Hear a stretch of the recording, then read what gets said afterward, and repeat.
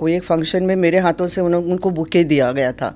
तो कोई एक कॉमन फंक्शन था, तो मुझे पता भी नहीं था कि मैं उनके घर में बहू बन के चली जाऊंगी। Your marriage was already on the rocks from day one. मैं कभी भी पॉलिटिक्स में नहीं थी। मैंने हमेशा बैकग्राउंड पे रह के काम किया है।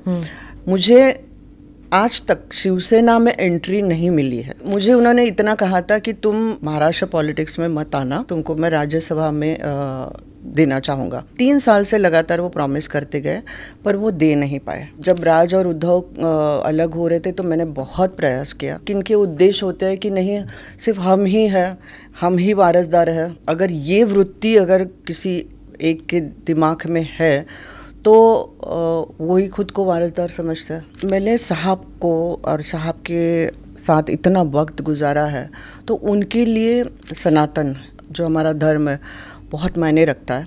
साहब ने कुर्सी को कभी महत्व नहीं दिया था, और वो कहीं ना कहीं मुझे लग रहा है कि कुर्सी के लिए ये सब कुछ जो भी हो रहा है वो कुर्सी के लिए हो रहा है। Last year you went and met with the chief minister, तो लोगों ने कहा देखो she is putting her weight behind Shinde sahab. कई साल के बाद मैं दसरा रैली में आमंत्रित हुई, तो मैं क्यों ना जाऊं। आज तक उनसे कोई काम नहीं मांगा है, ना उन्होंने मेरा कोई काम किया है। मैं ओपनली बोल सकती हूँ।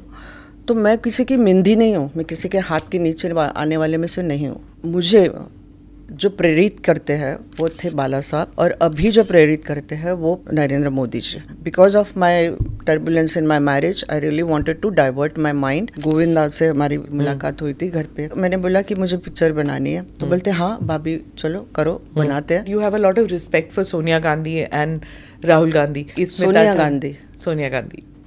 Namaste, Jai Hind. Welcome to another edition of the ANI podcast with Smita Prakash. This episode is being filmed in Mumbai, the capital of the state of Maharashtra.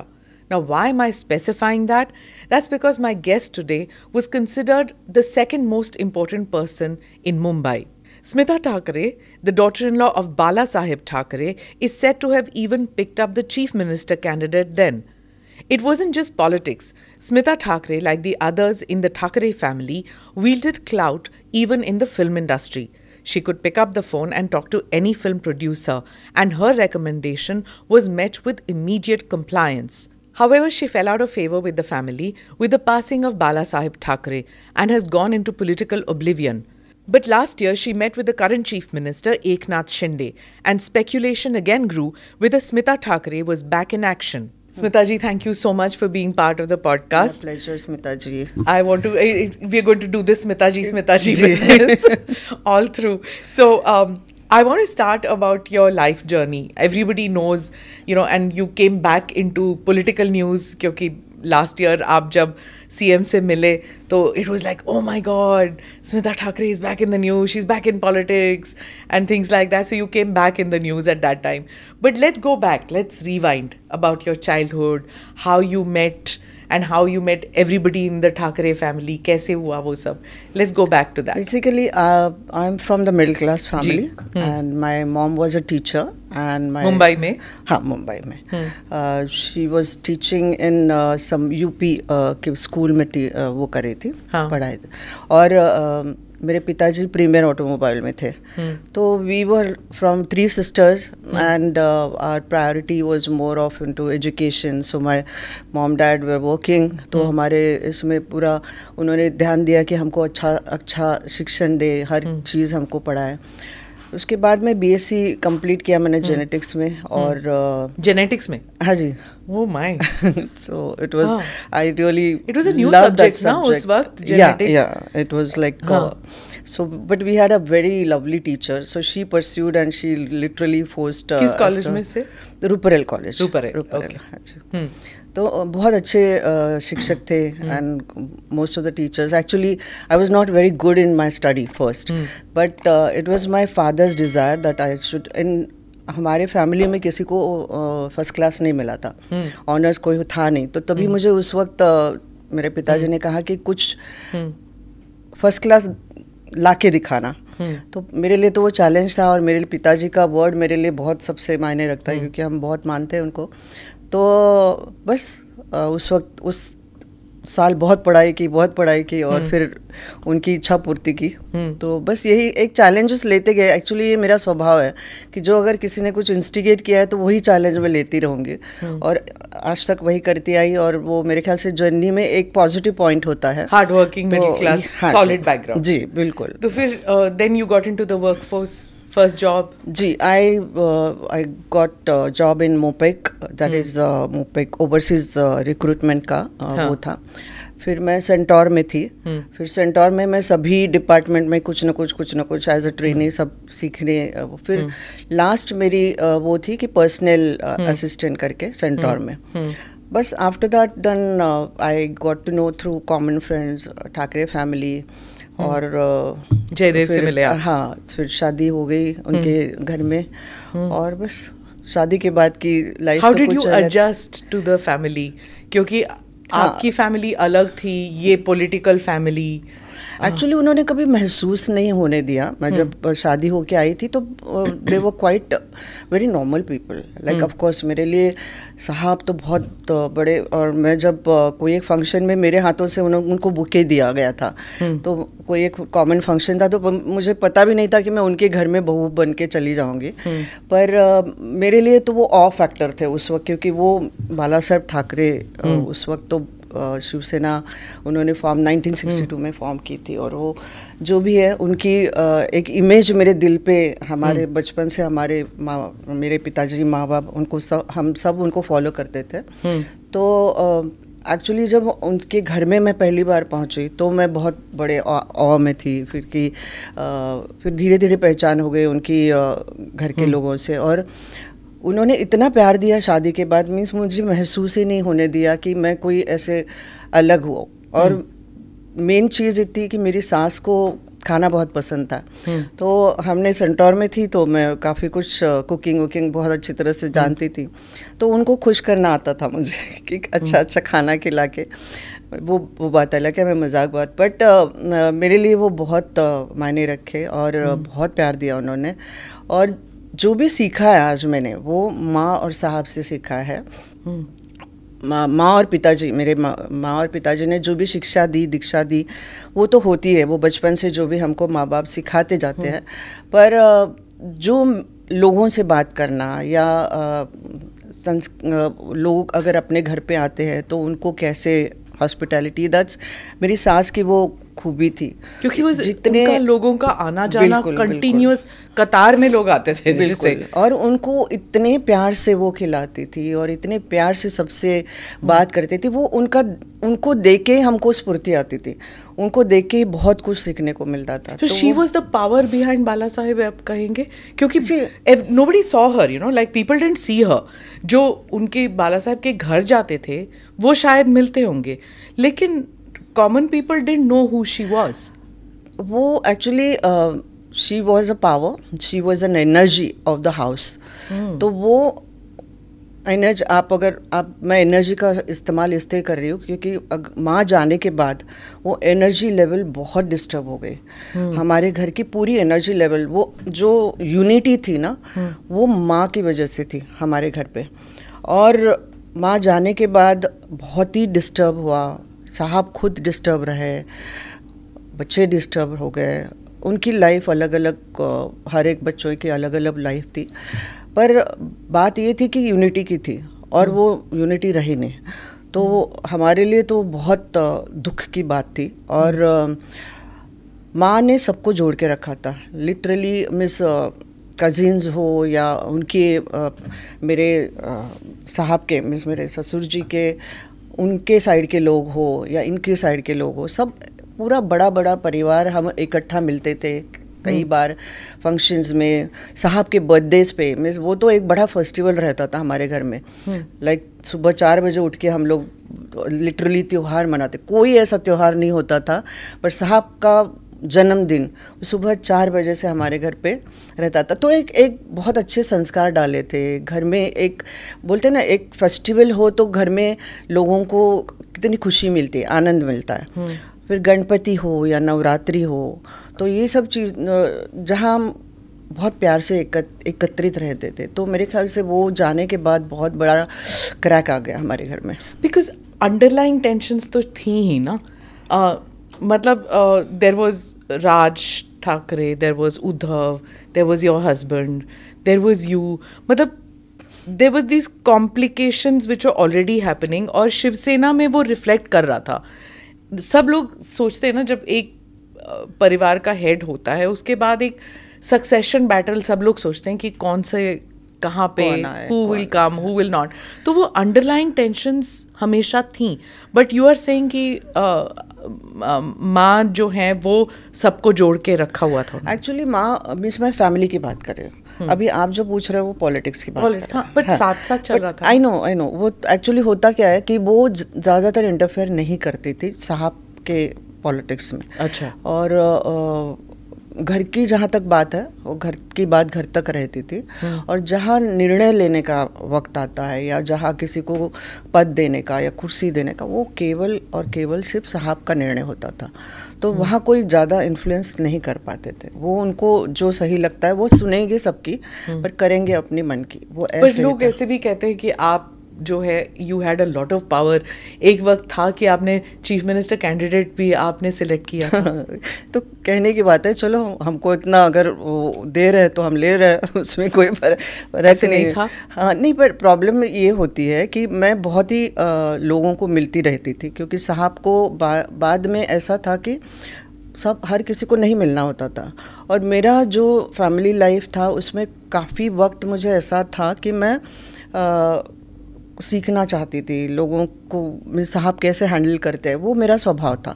तो वो साहब ने हमेशा इनकरेज किया है, हर महिलाओं को इनकरेज किया है. तो वो हमेशा मुझे ये बोलते थे कि तो आके बैठ, फिर देखना कैसे क्या होता है क्या नहीं. और धीरे धीरे क्या होते गया कि हर लोगों को साहब नहीं मिलते थे, तो फिर जाके मिल के आ जा, देख उनको क्या चाहिए. ये ऐसे धीरे धीरे शुरू हो गया. फिर लोगों की कतार शुरू हो गई.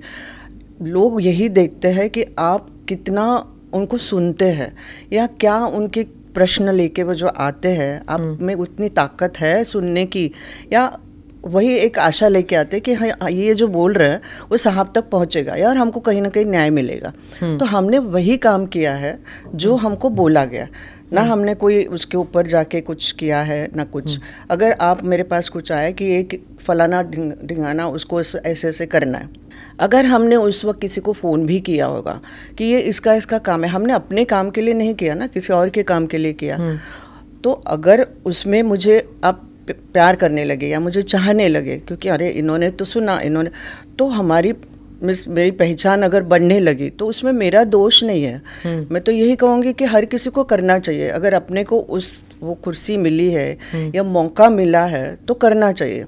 आज मैं वही उद्देश्य लेके समाज सेवा में 25 साल गुजारे. मैंने ये तो नहीं किया है कि मैं नहीं मुझे पद चाहिए, मुझे ये चाहिए वो चाहिए, ऐसे तो नहीं किया ना. मेरा उद्देश्य यही है कि मैं जितना लोगों को काम में आ सकूं, क्योंकि मुझे ऊपर वाले ने एक कहीं ना कहीं ताकत दी है. मेरे माँ बाप ने मुझे शिक्षा दी है, दीक्षा दी है, तो मुझे उसका उपयोग करना है. एक ही जीवन है मेरा. बस यही उद्देश्य लेके मैं चलती गई. और जर्नी में क्या क्या कौन कौन मिलते गए और मुझे लोगों ने क्या से क्या बना दिया वो मुझे नहीं पता था. उस वक्त इक्वेशंस क्या थी, in the sense that Bala साहेब क्यों राज ठाकरे को इनकरेज ज़्यादा करते थे और उद्धव को उन्होंने पीछे, वो इक्वेशन क्या था? उनके बेटे जो थे Jaidev already had left after your marriage broke up, he had already left the house.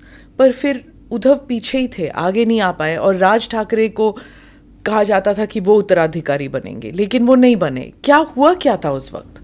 Actually Uddhav पहले थे ही नहीं पॉलिटिक्स में. जो सबसे पहले राज ही आए थे. और राज में वो काफ़ी कुछ बहुत आत्मसात किया था साहब की. वो जो भी काम करने का तरीका या निर्णय लेने का तरीका या जो भी है, तो राज की एंट्री पहले हुई है डेफिनेटली.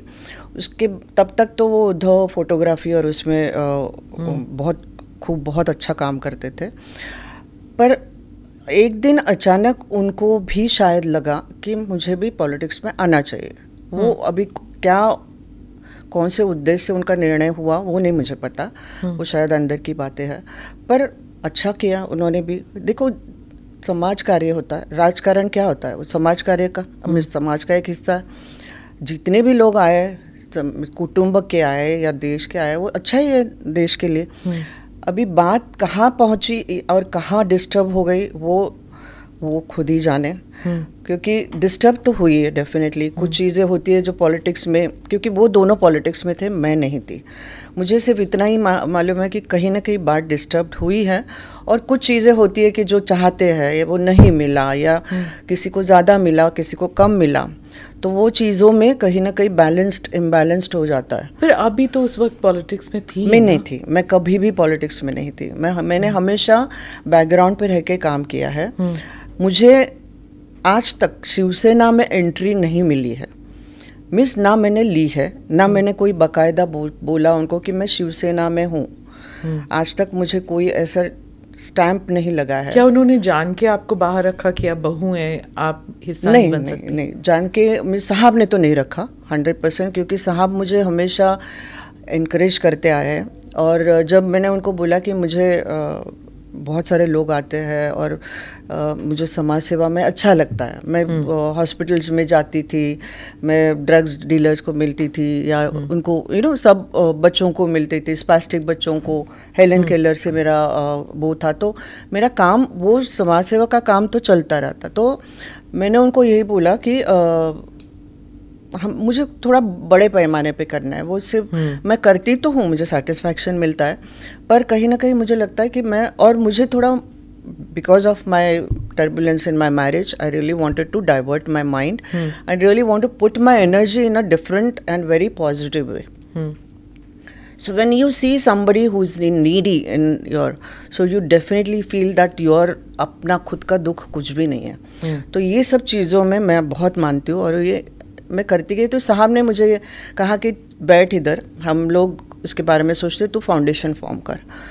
तो मैं बोली बहुत अच्छी बात है. तो क्या फाउंडेशन, लिटरली 1 मिनट में उन्होंने फाउंडेशन का नाम बताया, और एक पेपर और पेन लिया, उस पर कुछ ड्रॉ किया. बोलते ये तो उनका एक्सपर्टीज था ना. हाँ करेक्ट, लोगो वगैरह बता. But the thing is that encouragement, that support, which was really very important for my life, and it was a turning point for me. And there are so many times like where I used to every day I used to go bow down to him. माँ जाने के बाद माँ के photo को हम bow down करते थे, तो वो every day का रिचुअल होता था.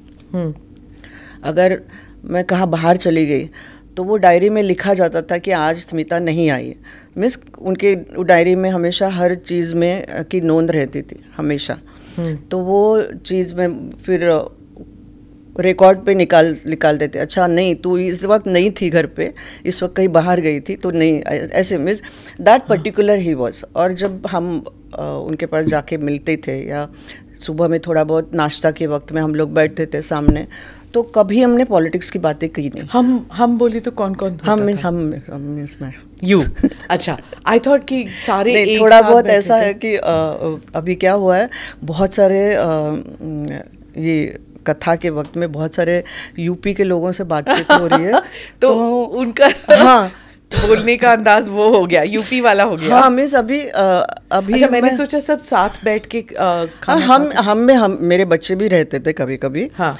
मेरा बड़ा बेटा जो क्रिएटिवली बहुत वो है, तो हम दोनों. It's a very complicated setup ना, इसलिए मैं पूछ रही हूँ, क्योंकि सबको माना जाता था कि हाँ they will head Shiv Sena, no this one will head Shiv Sena, that one will head. Now when your marriage broke up, strangely enough, which was a unique thing, is that your husband left the house और आप रहीं घर में. तो उस वक्त भी लोग बोल रहे थे कि why did he leave the house? Usually बहू निकलती है. तो यही इंडियन मेंटालिटी. हाँ करेक्ट. वो जहाँ मुझे नहीं लगता कि सुशिक्षित औरतें भी ऐसा बोलती होगी. जिनका करप्ट माइंड है, या जिनका माइंड कहीं गलत जगह पे चलता है, तो वो उनसे ऐसे बहुत न्यूज़पेपर आर्टिकल्स थे. हाँ, बहुत पॉजिटिव नेगेटिव. वो देखिए, हमें उतनी शक्ति होनी चाहिए कि क्या आपको फेस करना पड़ेगा, और वो अगर ऊपर ईश्वर है आपके साथ, तो मुझे लगता है कि कहीं ना कहीं आप फेस भी कर देते हो, उसके और भी शक्ति आती है. रीज़न ये था कि वो साहब जिनको आप बाला साहब जी के नाम से जानते हो, उनके कुछ सिद्धांत हो, और वो सिद्धांत को अगर आप जानते हो या मानते हो तो डेफिनेटली ये निर्णय जो भी उन्होंने लिया था वो उस पर कोई शक नहीं करेगा। क्योंकि वो लड़का है, अगर लड़का काबिल नहीं है जो भी है, और कुछ कारण की वश अगर उन्होंने ये निर्णय लिया है, मेरे झोली में 2 बच्चे थे और मैंने तो कुछ गलत काम किया नहीं था। मैं अपने बच्चों को संभाल रही थी, अपने घर को संभाल रही थी, अपने सास ससुर की सेवा कर रही थी, तो मैंने कुछ गलत तो किया नहीं। तो प्रश्न उठता ही नहीं है कि मुझे घर से बाहर क्यों निकाले, और एक औरत है इसलिए आप उनको घर से बाहर निकाले, ये कहाँ का न्याय है। तो वो जो निर्णय उन्होंने लिया वो उनकी तरफ से सही निर्णय था। हालांकि मैंने उनको बोला भी, मैं अपने बच्चों को लेके निकल जाऊँ तो बोलती नहीं, तुम्हारा छोड़ो, बच्चों का हक है,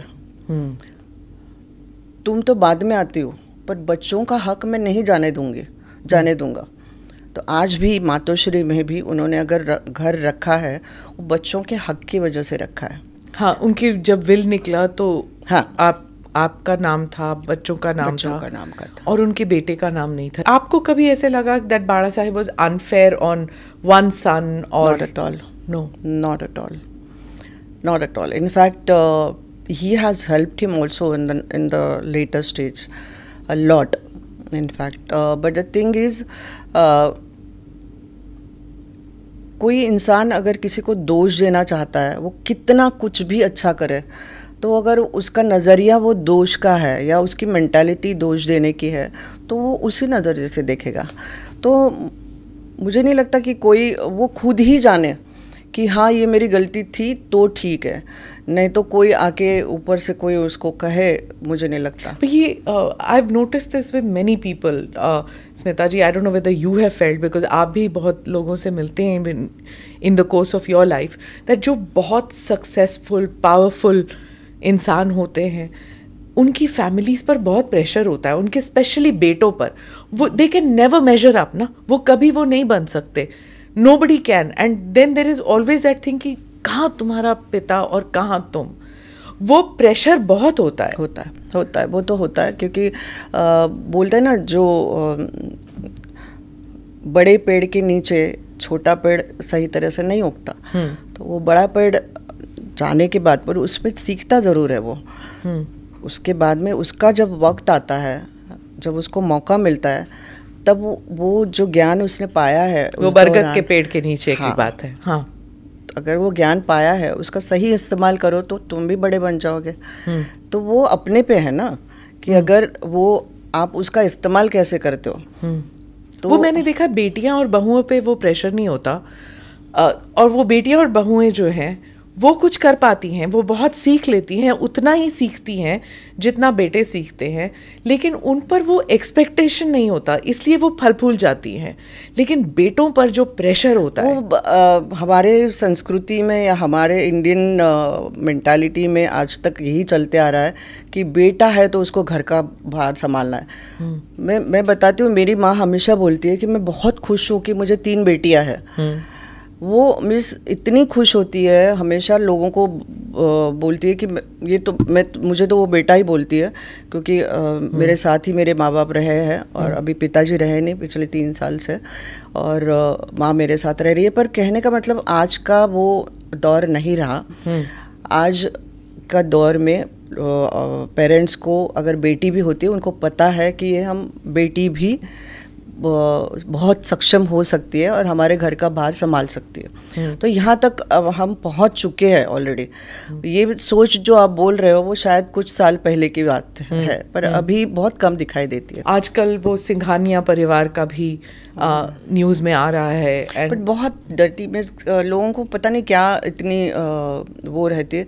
अच्छे काम के बारे में बात करो, जिनके घर में किसी के क्या चल रहा है उसमें क्यों इंटरेस्ट रखते हैं। हाँ, that's a point, I agree with you कि नहीं होना चाहिए। बट इंडियन पॉलिटिक्स में क्या होता है कि it's a family based thing.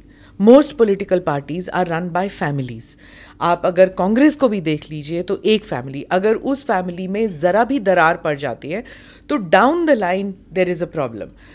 आप अगर if you see Samajwadi party, जब बाप बेटे में झगड़ा हुआ था तो देयर वर डिविजन्स, चाचा आ गए, भतीजे इस तरफ हो गए, वो सब हो रहा था. So any party you see, even when you see the South Indian parties, जब आप चंद्रबाबू नायडू का देख लीजिए, एवरीवेयर, राइट, जहाँ पावर होती है ना वो मीन्स वो शिवाजी महाराज तभी से चलता आ रहा है. करेक्ट. मीन्स उनके पहले से भी चलता आ रहा है. जहाँ पावर वहाँ करप्शन हैज कम इन. तो फिर सिंघानिया परिवार का भी इसीलिए मीडिया का इंटरेस्ट आता है, क्योंकि it's a public limited company, तो शेयर वैल्यू कम हो जाती है जब ऐसे होते हैं, बिकॉज एवरीबडी वंडर्स की कैपिटल वाइप ऑफ होगा क्या होगा अगर 75% या 50% किसी और को जा रहा है, कंपनी कौन चलाएगा. इसीलिए the interest in your family, the breakups in your family, जो दरारें पड़ रही थी, उसकी वजह से you can imagine thousands of Shiv Sena workers down the line. And then Maharashtra politics. So that is why I would think that it is not just the need for sleaze, it is also to find out कि ये परिवार एकजुट रहेगा कि नहीं. और अगर एकजुट नहीं रहेगा तो अगर परिवार टूट जाता है तो किसको मिलेगा. और देखो टूट गया ना, शिवसेना टूट गई ना. टूटना नहीं चाहिए था. उनकी आत्मा को बहुत दुख होता होगा अभी भी. हम तो मिस जब राज और उद्धव अलग हो रहे थे तो मैंने बहुत प्रयास किया दोनों को वो करने का, बट कुछ चीज़ें बहुत ही गहरी होती है जो लग जाती है, तो उसकी वजह से. और कहीं किनके उद्देश्य होते हैं कि नहीं सिर्फ हम ही हैं, हम ही वारसदार हैं, बाकी कोई है नहीं. तो अगर ये वृत्ति अगर किसी एक के दिमाग में है तो वही खुद को वारसदार समझता है, और बाकी जितने भी मेंबर्स हैं उनका कोई मायने नहीं रखते उनके लिए. तो अगर ये वृत्ति से चलोगे तो कहाँ यूनिटी रहेगी. तो जब बाला साहब ने क्यों नहीं क्लियरली बता दिया था कि उत्तराधिकारी कौन होगा, किसके ऊपर उन्होंने कंप्लीट भरोसा किया, और उन्होंने क्लियर नहीं वो किया. तो अभी उनको पूछना पड़ेगा. नहीं, आप वहाँ घर में रहती थी ना, मुझसे कभी ये बातें हम कभी नेगेटिव बातें कभी करते नहीं थे. सिर्फ इतना ही है कि मुझे उन्होंने इतना कहा था कि तुम पॉलिटिक्स में, महाराष्ट्र पॉलिटिक्स में मत आना, क्योंकि यहाँ बहुत सारी वो है, खिचड़ी है. तो उससे अच्छा मैं आपको राज्यसभा में, तुमको मैं राज्यसभा में देना चाहूँगा. वो उनकी इच्छा थी, जो कि मैंने कभी मांगा नहीं था. सिर्फ मैंने पूछा कि आपको क्या लगता है अगर मुझ में काबिलियत है नहीं है. तो बोलते तो उन्होंने जब मेरा काम देखा या मेरा डिवोशन देखा समाज, तो उन्होंने मुझे प्रॉमिस भी किया. 3 साल से लगातार वो प्रॉमिस करते गए, पर वो दे नहीं पाए. अभी उसके पीछे क्या कारण था, कौन था, वो नहीं मुझे पता, और पता भी होगा तो भी बोलने से कोई फ़ायदा नहीं है, क्योंकि ये हुआ है. कुछ तो अंदाज़ा होगा आपको कि किसने वो सैबोटाज किया. नहीं,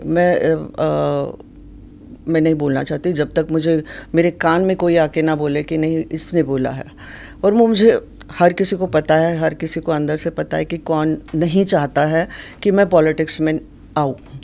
तो वो चीज़ें समझने, अंडरलाइन है, वो चीज़ें समझने वालों को इशारा काफ़ी है, ऐसे ही समझ लो आप. पर शिंदे साहब भी इशारों में कहते हैं. उन्होंने कहा था कि जब महाराष्ट्र में बाढ़ हुआ था तो उस वक्त उद्धव जी जो हैं वो अपने परिवार को लेके होटल में चले गए, और बाड़ा साहेब को उन्होंने मातोश्री में ही छोड़ा. तो बाप बेटे में भी रिश्ता, उसमें भी खटास थी. एक्चुअली हम जब माँ साहब चली गई थी तभी हम वहाँ थे पारसी कॉलोनी में, और तभी से मैं और मेरे 2 बेटे और जयदेव और साहब हम वहाँ रह रहे थे. तो उस वक्त मैं पूरा उन्हीं के साथ थी और उन्हीं की सेवा कर रही थी. वो जो दौर था, उनको माँ जाने के बाद का जो दौर था वो बहुत ही कठिन था. और उस वक्त मुझे इतना मत पता है कि मैं और मेरे बच्चे उनके साथ थे, तो मुझे ये मालूम नहीं कि उन्होंने उनके बीच में क्या हुआ या क्या नहीं हुआ. माँ बाप बेटा और बाप के बीच में जो भी होती है चीज़ें, वो ना पिताजी बोलते हैं ना बेटा बोलेगा, क्योंकि मैं बहू हूँ। ये सब चीज़ें होती है जो अंदर ही अंदर की होती है, और वो सब हम कभी डिस्कस नहीं करते, क्योंकि मैं उस बात को कभी एनकरेज भी नहीं किया कि अरे ऐसा ये वो. It's called dirty politics which I really don't believe in. It's better if you are spending time with someone, somebody like Sahib, you better learn something from him, you better understand something from him. तो आपका उनके साथ relationship क्या, आप गुरु शिष्य कहेंगी? गुरु शिष्य कहे, मेरे फादर इन लॉ तो नहीं, more than that, because he was really protecting me more than like my father. So for me he was like guru and everything. Like he taught me why I am here today sitting in front of you, just because of him. So if I was to come back to the number of people who used to come to meet him, what was his relationship with, say, a Sharad Pawar? Was it possible for two people to function in this city with the same kind of power that was there? The difference between two people, that Mr. Sharad Pawar is a real politician, and Bala Saheb Thackeray is not at all a politician. These are the two different personalities, but Sahib always used to see him as a friend. There are so many other politicians also, those who are sitting in oppositions, those who were sitting in opposition. And even if you think that if he was against of Muslims or whatever, there are tremendous many people, Muslim actors were his friends, which we have seen him so closely. So he was like, बोलते ना यारों के यार, वैसे इनका जिंदा दिल था. तो politics aside, when it comes to politics, when it comes to that dais, definitely he will put his stand against that character, not a person. But definitely if he has to use something, some kind of a caricatural kind of remarks, which he used to do it, which is his वो सामना में, या फिर when he would have his sabhas, मतलब he would roast people. Of course. Completely. Yeah, I mean that's his personality, and that is why people love him, because he used to touch people's heart. Like he used to really know what. Like he used to talk. He never used to give भाषण. बोलते हैं ना, वो नहीं करते थे वो. And वो he never used to think कि ये politically correct है कि नहीं बोलना. हाँ, और एक बार बोल दिया तो उसको पीछे नहीं हटते. हाँ. तो वो उन्होंने जो मुझे सिखाया, और मैं उसी रास्ते से चल रही हूँ. मुझे हमेशा यही कुछ 1 लाइनर 2 लाइनर्स एवरीडे सिखाते गए. वो प्रीच नहीं करते थे, सिखाते मीन्स वो ऐसे करो नहीं, वो बात करते जाते थे और हमको उससे सीखना होता था. डांटते थे वो? हाँ, कई बार डांटते थे, स्पेशली क्या बच्चों के बारे में. अगर क्योंकि हम होता क्या था, कभी भी कुछ नए खिलौने आ गए स्कूल मार्केट में, तो हमारे घर में पहले वो खिलौना आता था. और मैं हमेशा यही होता था कि मेरे जो प्रिंसिपल्स होते हैं कि मेरे बच्चों को पहले कुछ अर्न करो, फिर ये चीज़ मिलेगी ना. वो होता है जो मिडिल क्लास मेंटालिटी जो होती है. तो मैंने बोला इट्स अ रिवॉर्ड. हाँ, करेक्ट. तो मैंने बोला आप वो कुछ सोचने से पहले ही आप उनके सामने रख देते हो, तो उसकी वैल्यू नहीं रहेगी. तो बोलते तुम चुप बैठो. तो तभी मैं बहुत डांट खाती थी. मैं बार बार यही बोलती थी और वो बार बार यही बोलते थे कि तुम चुप बैठो, तुम कुछ नहीं बोलो. मैं बचपन में बोतल के साथ खेलता था, और हमको खिलौने नहीं मिले, तो मेरे नातों को मैं नहीं देख सकता. मैं मुझे जब तक होगा मैं दूंगा, तब तक कुछ नहीं बोलोगे तुम. चुप, क्या कर सकते हैं. Was he like that with everybody in the family? Everyone. सब जमा हो जाते थे सब. सबके बच्चे. और वो छोड़ो, मैं बड़े भी, अगर सपोज आप गई हो उनको मिलने, सपोज कुछ गिफ्ट लेके चली गई हो, परफ्यूम की बोतल ये वो, और सपोज मैं बाद में चली गई उनको मिलने के लिए, वो सामने पड़ी है, वो अगर मुझे नहीं पता क्या है, अरे वाह अच्छा, बहुत खूप छान है, होते घेऊन जा, टेक इट. हाँ, मीन्स कभी लालच नहीं रखा उन्होंने ना, कभी वो कि भाई ये भी चाहिए वो भी चाहिए, ना पैसे की लालच रखा सिर्फ। But his back broke when his wife died, है ना, उसके बाद he was not the same man. हाँ, कुछ अरसे तक और क्योंकि हेल्थ पे भी अफेक्ट कर दिया उनके, कहीं ना कहीं अंदर से इंसान टूट जाता है जब उनका ही literally love his wife means वो आखिर तक उनका फोटो खिस्से में रहता था उनके, हमेशा सुबह में नहाने के बाद कपड़ा वो डालने के बाद उनको पूजा करना, ये करना। तो ये हमने बहुत इतने नज़दीक से देखा प्यार क्या होता है, और वो हमने मैंने तो बहुत नज़दीक से देखा है। माँ को बहुत प्यार किया उन्होंने, और वो उनको बहुत मिस करते थे, बहुत। अच्छा, how did you develop interest in film making? और आपने फिल्म भी बनाई, तो वो एक तरफ समाज सेवा, दूसरी तरफ घर संभालना with so many people coming in, आपके बच्चे, उनको पालना पोसना, फिल्म मेकिंग कैसे आए? Where is the time for it and how did you get interested? Actually मैं बहुत क्रिएटिव हूँ, और मुझे बचपन से बहुत म्यूज़िक और इसका शौक़ था। और हुआ क्या, मैं प्रेग्नेंट थी, और मेरा बड़ा बेटा है वो भी काफ़ी क्रिएटिव है। तो ऐश्वर्या बड़ा राहुल बड़ा okay. है। और उसमें क्या हुआ, मेरे देवर ने, जो बिंदा ने ऑलरेडी पिक्चर बनाई थी अग्नि साक्षी, और तभी वो थोड़ा जस्ट बड़ा हो रहा था राहुल, और उसने पोस्टर देखा ऐसे, तो बोलते mom why don't you make a film, we make a film. So I said बेटा आई विल डेफिनेटली ट्राई। पता नहीं क्या हुआ, ईश्वर ने वो मेरी बात सुन ली, और फिर कहीं ना कहीं ऐसा माहौल हो गया कि चीची गोविंदा से हमारी मुलाकात हुई थी घर पे। तो मैंने बोला कि मुझे पिक्चर बनानी है। तो बोलते हाँ भाभी चलो करो, बनाते हैं। और संजू उस वक्त जेल से जस्ट निकल गया था। तो डेविड ने मेरे को एक कहानी सुनाई, डेविड धवन ने। हाँ। तो मैंने कहा कि थोड़ी बहुत उसका स्केलेटन सुनाया। तो मैं बोली हाँ बहुत बढ़िया, I am very fond of comedy ये। और चीची ने मुझे, गोविंदा ने मुझे बहुत सपोर्ट किया, नहीं भाभी करो, क्योंकि उस वक्त मैं थोड़ी सी टूट सी गई थी और प्रेग्नेंट भी थी। तो वो कहीं ना कहीं मुझे टर्निंग पॉइंट चाहिए था ज़िंदगी में, कि कहीं ना कहीं मुझे अपनी एनर्जी, सोच दूसरी जगह लगानी है, कि जहाँ मुझे खुशी मिले, या मेरे अंदर जो पल रहा है बच्चा उसको खुशी मिले, या जो भी है, वो माहौल चेंज करना था। और मैं क्या, your marriage was already on the rocks from day one.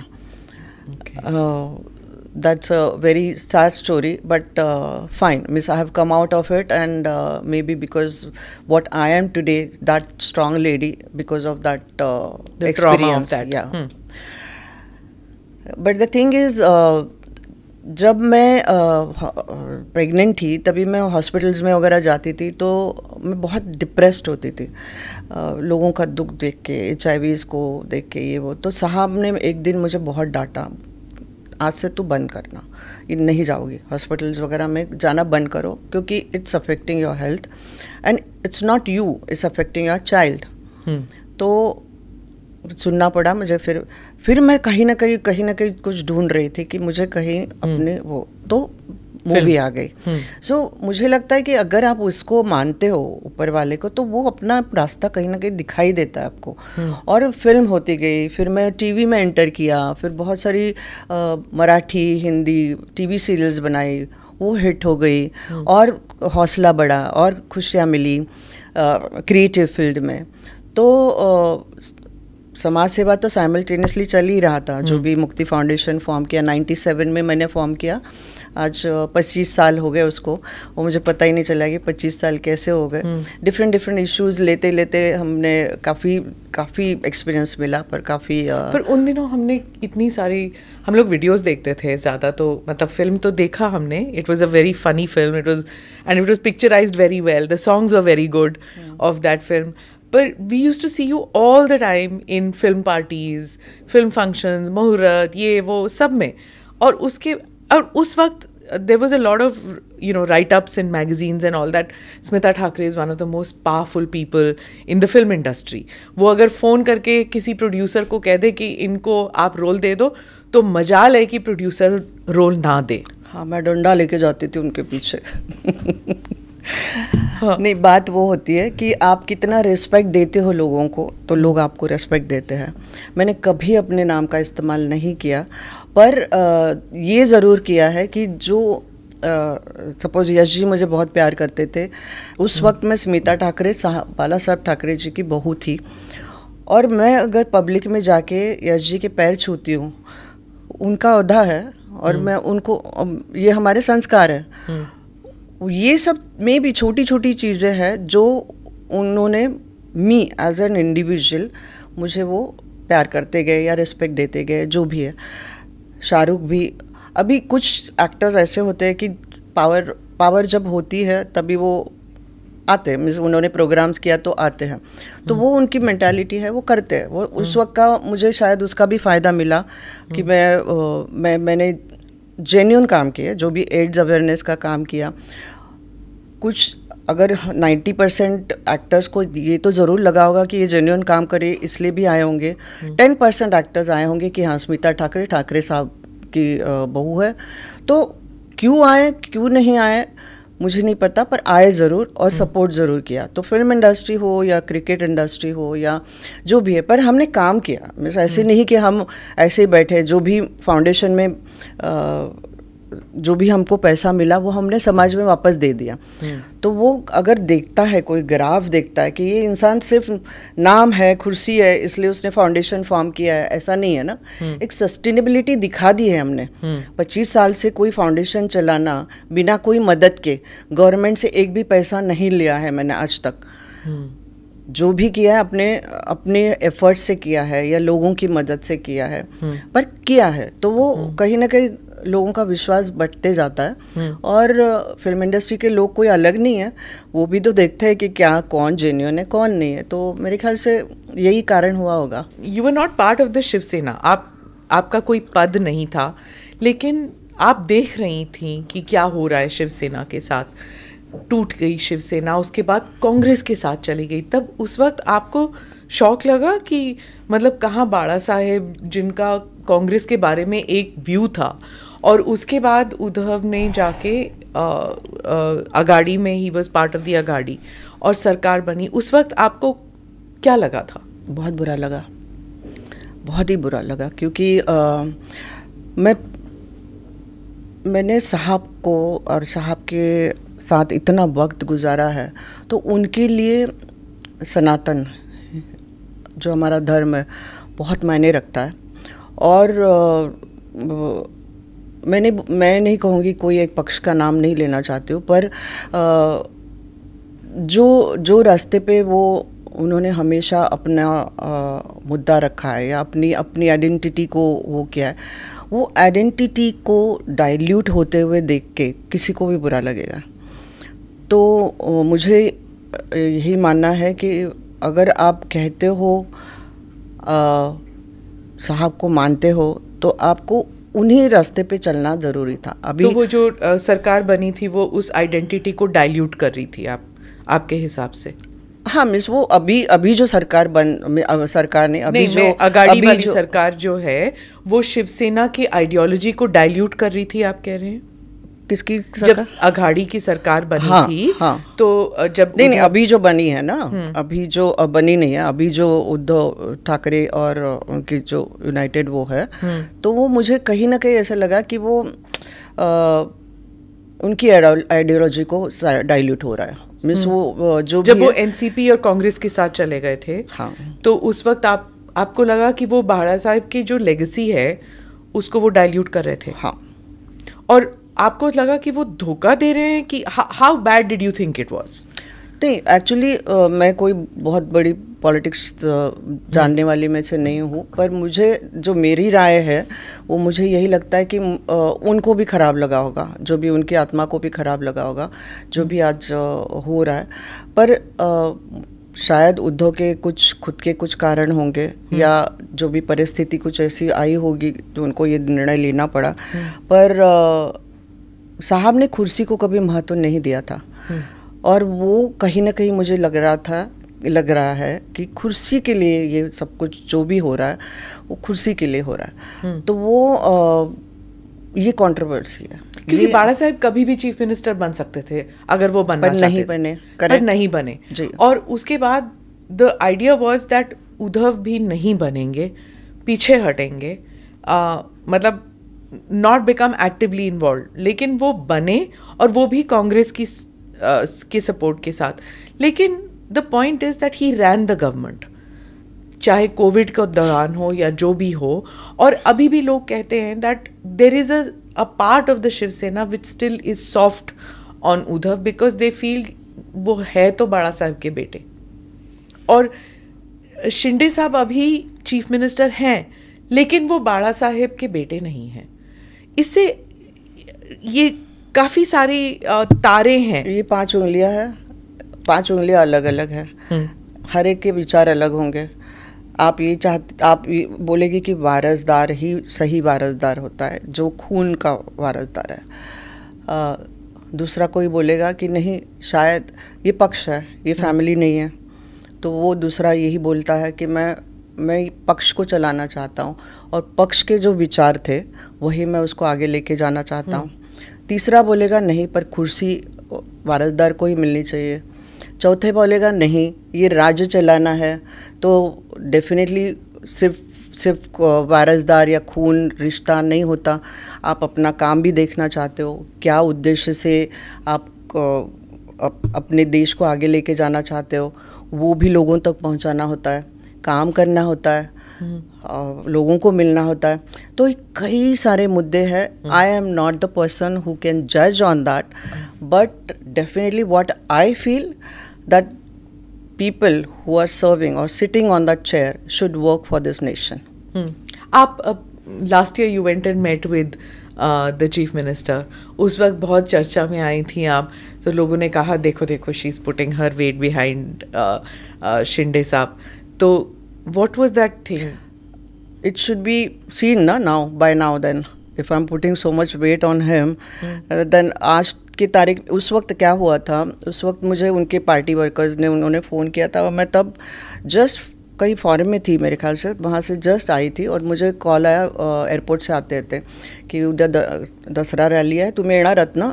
मी म्हटलं मला नाही माहिती, मला काय अजूनपर्यंत कोणी बोलवलं नाही, शिंदे साहेबांनी सांगितलं बोलवायचं. तर मी म्हटलं मला तुम्ही जर आदराने बोलवत असाल, if you calling me with respect, definitely I will come and I would love to hear, because it was the first time that what everyone would like to hear what his thoughts are, what he really wants to do, whatever he's become. So मैं वहाँ चली गई। मुझे नहीं पता था कि वो मुझे स्टेज पे बुलाएंगे या जो भी होगा, पर मैं गई थी ज़रूर क्योंकि मुझे बहुत रिस्पेक्टफुली बुलाया गया था। उसके पहले मुझे कभी भी साहब थे तब तक हम लोग एवरी दसरा रैली में नीचे बैठते थे, माँ और हम लोग, और वो हमारे लिए बहुत अहम दिन था। उसके बाद में बहुत इक्वेशंस चेंज हो गई, हमको साइडलाइन किया गया ना, कभी कोई पार्ट हिस्सा कुछ नहीं समझा। तो ठीक है, कोई नहीं, मेरा कोई ग्रजेस नहीं है, पर बात यह है कि कई साल के बाद मैं दसरा रैली में आमंत्रित हुई तो मैं क्यों ना जाऊं। और मैं वो बंदे को जो जितने भी सारे शिवसेना के, मैं उनको सालों से देखती आ रही हूँ, वो कुछ भी नहीं थे तब से देखते आ रही हूँ, और वो आज चीफ मिनिस्टर बने, तो मेरे लिए वो एक खासियत थी। उसके बाद में आज तो ये है कि मैं आज तक उनसे कोई काम नहीं मांगा है, ना उन्होंने मेरा कोई काम किया है, मैं ओपनली बोल सकती हूँ। तो मैं किसी की मिंदी नहीं हूँ, मैं किसी के हाथ के नीचे आने वाले में से नहीं हूँ। 2024 चुनाव के लिए तब आप बन सकती हैं हिस्सा शिवसेना के? मुझे नहीं पता, मेरे अगर विचार उनके साथ जुड़ते हैं या मुझे उस परिस्थिति में लगता है ऐसा, तो अभी तक तो मैंने नहीं सोचा है, क्योंकि मुझे मैं एक अलग विचारधारा रखती हूँ। मैं बहुत ही स्ट्रेट और टू द पॉइंट वाली इंसान हूँ। जो है वो है, नहीं है वो नहीं है, मुझे ग्रे नहीं आता। और मेरे भाव भी, अगर मैं झूठ भी बोलूँ तो मुंह पे दिख जाता है तो वो ये मेरा स्वभाव है, जो भी है। तो एक्चुअली मुझे जो प्रेरित करते हैं वो थे बाला साहब, और अभी जो प्रेरित करते हैं वो नरेंद्र मोदी जी। तो उनके नेतृत्व में अगर मुझे कुछ करने का मौका मिलेगा तो मैं ज़रूर करूँगी, क्योंकि मैं बहुत ही प्रेरित हूँ, बहुत ही इम्प्रेस्ड हूँ उनके काम से। आज 9 साल में उन्होंने देश को कहाँ से कहाँ लेके गए हैं, और जो सनातन धर्म, जो पूरा विश्व का धर्म है, उसको हर एक के अंदर, मीन्स आज यूएई के लोग भी सनातन को मानने लगे। आज कौन से ऐसे देश है, जब हम देखते हैं कि मोदी जी आगे जा रहे हैं और बाकी के सब पीछे जा रहे हैं, आज तक किसी ने देखा था ऐसा? कोई भी पंतप्रधान किसी भी देश का देखा नहीं, किसी ने भी नहीं देखा। मैं ऐसे ही नहीं बोल रही हूँ कि आज क्योंकि आज वो पंतप्रधान है, पर वो जेन्युइनली मैं उनको मैं देखती आ रही हूँ। हमारे घर में जब मोदी जी आते थे वो नॉर्मल वर्कर थे, साहब को मिलने आते थे, मैं बहुत नज़दीक से उनको देखा है। पर उनके कार्य प्रणाली और उनका जो लक्ष्य, उन्होंने कभी अपने लिए खुद पैसे नहीं जमा किए। वो करते भी होंगे, या बीजेपी या आरएसएस जो भी इकट्ठा करते भी होंगे, पार्टी के लिए करते हैं। यहाँ बाकी के पार्टियों के लोगों को मैं देखती हूँ, वो अपना खिस्सा पहले भरते हैं। तो वो चीज़ें बहुत ही डिफरेंट है। इसलिए मैं मोदी जी का नाम ले रही हूँ, क्योंकि मैं उनके सिद्धांतों पे चलने वाले में से हूँ। मुझे अगर मेरे पास कुछ आया है पैसा, जो मैंने समाज कार्य किया, जैसा समाज कार्य किया वैसा ही राजकारण करना चाहती हूँ। लोगों तक अगर आपको इतना अहदा मिला है या आपको ये कुर्सी मिली है, तो अगर आपको हिसाब तो देना पड़ता है ना ऊपर। तो फिल्म्स नहीं बनाएंगे अभी आप? क्योंकि नहीं, चर्चा बहुत चल रही है कि हसीना मान जाएगी पार्ट 2 बनाएंगी आप। बना रही हैं आप? उसमें कौन होगा? वो मेरे लिए वो एक मनोरंजन का, और मैं कल्चर को बहुत प्रमोट कर रही हूँ, क्योंकि मैंने अपना एक मराठी फिल्म्स वगैरह तो बनाई हैं आपने? हाँ, मराठी फिल्म, मराठी सीरियल्स भी बनाई है। बट हिंदी फिल्म इंडस्ट्री में यू आर नोन विद हसीना मान जाएगी। आई एम नोन विद हसीना मान जाएगी, सैंडविच, कैसे कहे, और अभी हसीना मान जाएगी 2 बना रही हूँ। हम जो कहना पाएंगे, काफ़ी मैंने बनाई है पिक्चर है, और सैंडविच तो बहुत फेमस हो गई। These two run together in your life? Yes. समाज सेवा and entertainment. Yes. इसमें कॉन्फ्लिक्ट नहीं देखती हैं आप? बिल्कुल नहीं। I think that's a women multitasking. हाँ, जब मैं ऑफिस में होती हूँ तो मेरा पूरा कंसंट्रेशन मेरे वो होते हैं काम के प्रति। ये फिल्म के लिए आज का दिन फिल्म का है, नरेशंस है, ये है वो है। कल का दिन समाज सेवा है, चौथा अभी भगवत गीता कर रही हूँ, क्योंकि मेरे अंदर से मैं बहुत स्पिरिचुअल और वो मानती हूँ इसको, और मैं ये समझती हूँ कि लोगों तक, आज के बच्चों तक एक समझाना बहुत ज़रूरी है कि मेरा उद्देश्य ये है कि कृष्ण एक बहुत बड़े टीचर है, और ज़्यादातर आजकल के बच्चे जो डिप्रेशन और ये वो सब बड़े बड़े शब्द इस्तेमाल करके, no I am you know this kind of culture, तो उनमें थोड़ा सा ये है कि ठीक है, आप उनकी लैंग्वेज में अगर सपोज किसी का ब्रेकअप हुआ है या किसी का वो हुआ है, तो आपको उस परिस्थिति में उस परिस्थिति का सामना कैसे करना है। तो मेरा उद्देश्य ये है कि कृष्ण को एक टीचर की तरह बताया जाए, और भगवद गीता का उद्देश्य भी यही है कि यूथ को थोड़ा सा फॉलो करना। तो मेरा हैशटैग मी मुक्त ऐसा है, जो कि जिसमें यूथ को मैं थोड़ा सा टारगेट करना चाहती हूँ। आज की तारीख में यूथ को कौन कैसे सही लैंग्वेज में रास्ता दिखाए। तो इसमें आप अपनी ज़िंदगी के बारे में भी बताते हैं, that you also faced difficulties and how you overcame depression. क्या आप अपनी कहानी भी उन्हें बताते हैं जब यूथ से मिलते हैं? मैं एक्चुअली डिप्रेशन में कभी नहीं थी, और you were going through trauma. Correct. मेरी विल पावर थोड़ी सी वीक हो गई थी, कभी फ्लक्चुएट हुई थी, पर आज की तारीख में विल पावर बहुत मायने रखती है, और वो मेरे अंदर बहुत है।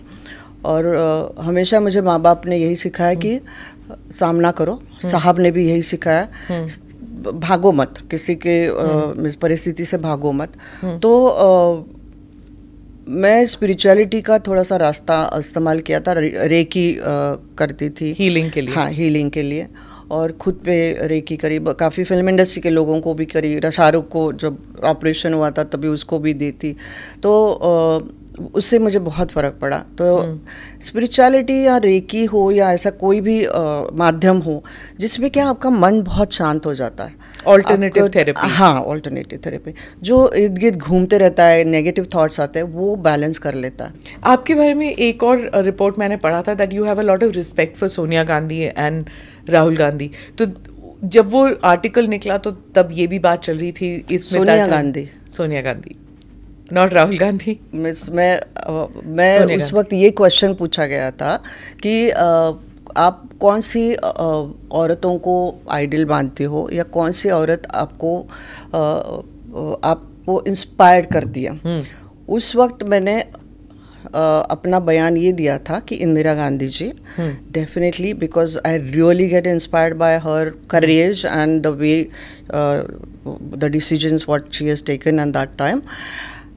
सोनिया गांधी जी का उस वक्त इसलिए नाम लिया था कि being a foreigner in that situation, the way she handled it at that time, it's a commendable thing. मैंने वो just because she is Congress lady, ये वो मेरा कोई मकसद नहीं था। मुझे सिर्फ लेडी के बारे में पूछा गया और वो उतना ही उन्होंने पकड़ के उसको कांग्रेस का कलर दे दिया और फिर मेरा नाम चिपका दिया। ठीक है, आपके साथ ऐसे कई बार हो चुका है। हाँ, तो वो एक्चुअली शुरुआत में थोड़ा सा लगता है कि ये क्या कंट्रोवर्सी या कितनी गंदी सोच लोगों। पर आप रेफ्यूट नहीं करते हैं जैसे सोशल मीडिया में ट्वीट्स होता है? क्यों? ये मुझे सामने बोला है, जितना आप उसकी चर्चा करोगे नेगेटिव चीज़ों की, उतनी वो चर्चा बढ़ती जाएगी। उसको या तो महत्व ना दो, उसको इग्नोर करो, आप अपना कार्य करते जाओ, बस आगे जाओ। मुझे उन्होंने एक चीज़ बहुत सिंपल तरीके से बताई। उन्होंने बोला, उन्होंने ऐसे ड्रॉ किया एक लाइन, मुझे बोले इस लाइन को बिना छुए बड़ा करके दिखाओ। हमने क्या किया, मैंने क्या किया, सॉरी That's all right. हाँ. मैंने फिर थोड़ी बड़ी लाइन नीचे डाली, तो बोलते यही है, बस यही ध्यान में रखो। Nothing should affect. People will definitely come on you because you are a single woman. That's a very easy target to tarnish your character. That's the best thing in India, which one has to do. They get succeeded. If you get affected, but person like us who has developed good willpower will never get affected. Okay. And my strength is my children. They have always supported me. My strength is my mother and father. My strength is my father-in-law. My strength is my God. So it has not affected me. Nice. Thank you so much, Smita ji, for being part of the podcast. And it was really nice talking to you. Really nice talking to a woman of substance. And let's see what happens with your career in politics and in films. Wishing you all the best. Thank you so much. Thank you for having me. Thank you for watching or listening to this edition of ANI Podcast with Smita Prakash. Do like or subscribe and share with whoever you think will benefit from listening into these conversations. Namaste. Jai Hind.